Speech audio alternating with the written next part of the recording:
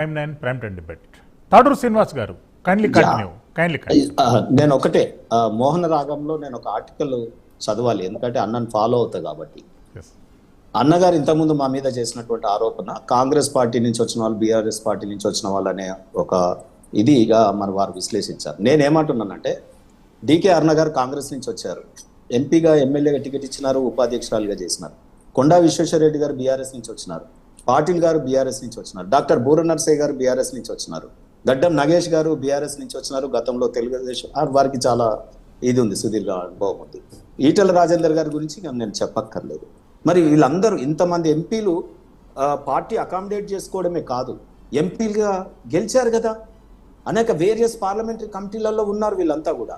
So నేనేమంటున్నానంటే మేము BRS నుంచి వచ్చాను, పార్టీ పరంగా కూడా మేము అధికార ప్రతినిధి అయ్యాను కదా, మీ ముందు మాట్లాడుతున్నాను కదా.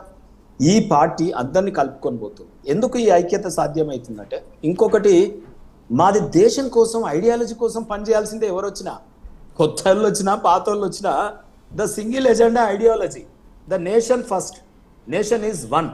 మనం విభజన కుట్రలు బ్రిటిష్ వారు చేసినప్పుడు చూసినాం, లేదా మన మొఘళ్ళు వచ్చినప్పుడు చూసినాం. రాజులకు కొట్లాటలు పెట్టి ఏ రకంగా కుట్రలు జరిగినాయి. రక్తపాతమే కదా భారతదేశ చరిత్రలో. ఎక్కడ ఏం బాగుంది చెప్పండి?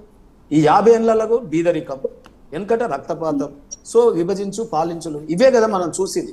అందుకే దేశం ఒక్కటిగా ఈరోజు పోరాడుతూ ఉన్నా. మీ దృష్టికి లాస్ట్ ఒక విషయం తెస్తాను అన్న, బండారా అన్నకి నేను ఒకటే విషయం మీ దృష్టికి తీసుకొస్తాను.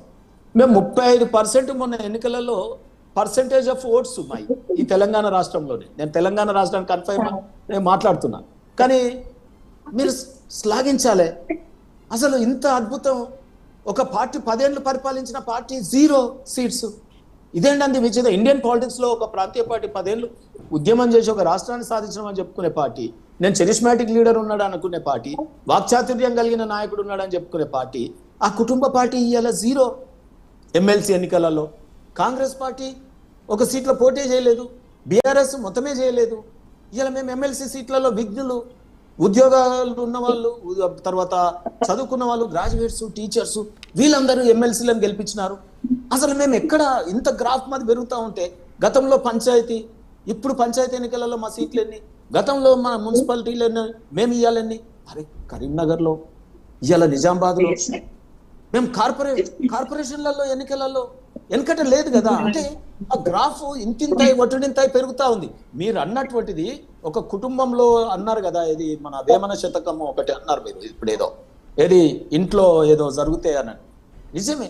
ఆ కుటుంబం అనే సంగతులు ఇవాళ కుటుంబ పార్టీ అయినా బీఆర్ఎస్ లో ఆ కుటుంబ గొడవలతో కొట్టుమిట్టాడుతుంది. అవేమన్నా మళ్ళీసారి మీరు పాడితే నేను ఇచ్చిన జవాబుకు దాన్ని మళ్ళీ ప్రజలకు తెలుస్తుంది. అదే రకంగా మీరు చూసినట్టయితే ఇవాళ రాహుల్ గాంధీ గారిని నేను ప్రైమ్ మినిస్టర్ చేస్తా అని మన రాష్ట్ర ముఖ్యమంత్రి తిరుగుతా ఉన్నాడు. మనం ఎన్నుకున్నది అందుకేనా? తెలంగాణ రాష్ట్రాన్ని ఉద్ధరించడానికి కదా, పార్టీని ఉద్ధరించడానికి మనం ఎన్నుకున్నామా? ప్రజలు ముఖ్యమంత్రి అయిపోయిన తర్వాత పార్టీ చూసుకుంటుంది. అక్కడ మహేష్ కుమార్ గౌడ్ ఉన్నారా, పిసిసి ఉందా, ఎవరు ఉన్నారా? కానీ నేను చేస్తా అంటే వాళ్ళు భయపడి ఈయన తోక జాడిస్తాడేమో అని వాళ్ళు ఈయన ఇదైతుంది. నేనేమంటున్నా అంటే, మొన్న సర్వేల పేరుతో మొన్న ఎమ్మెల్యేల సర్వే చేస్తే ప్రభుత్వం ప్రజల పాలన కుంటుబడదా? ఈయన ఏ ఎమ్మెల్యే ఏం రిపోర్ట్లు ఇస్తున్నాడో చూసుకోవాల్సిన పరిస్థితి వస్తుంది. గతంలో ముఖ్యమంత్రి కూడా ఫోన్ ట్యాపింగ్ తో గదే చేసాడు. ఇప్పుడు ఈయన మళ్ళీ అదే దృష్టిలో పడుతుంది. నేను ఒకటే చెప్తాను, లాస్ట్ అండ్ లీస్ట్ తెలంగాణలో కాషాయ జెండా రెపరెపలాడుతుంది. 22 రాష్ట్రాలు గెలిచిన అనుభవం ఉంది. ఇవాళ దేశాన్ని 3 సార్లు మోడీ గారు ప్రధానమంత్రి అయినారు. ఇవాళ అటువంటి పార్టీ, విశ్వవిఖ్యాతమైనటువంటి పార్టీ తెలంగాణలో రేపు మల్టిపుల్ లాంగ్వేజెస్ ఉండి ఇవాళ కాస్మోపాలిటన్ సిటీ అయినా ఏం గెలవమా తెలంగాణ? ఆర్టికల్ నేను I want to see in Bandaru Rammohan అన్న మోహన్ రాగం వెయిట్ చేస్తా. బండారు రామ్మోహన్ రావు గారు చెప్పలేకపోతే నేను చెప్తాను. చెప్పులోన రాయి చెవులోన జొర్రిగా ఇంటిలోన పోరు ఇంతింత కాదయా. రైటా బండారు రామ్మోహన్ రావు గారు? అది బీఆర్ఎస్ కు వర్తిస్తుంది. బండారు రామ్మోహన్ రావు గారు ఇదే పద్ధతిలో చెప్పండి. బండారు రామ్మోహన్ గారు అంటే బండి సంజయ్ గారు, రామ్మోహన్ గారు బండి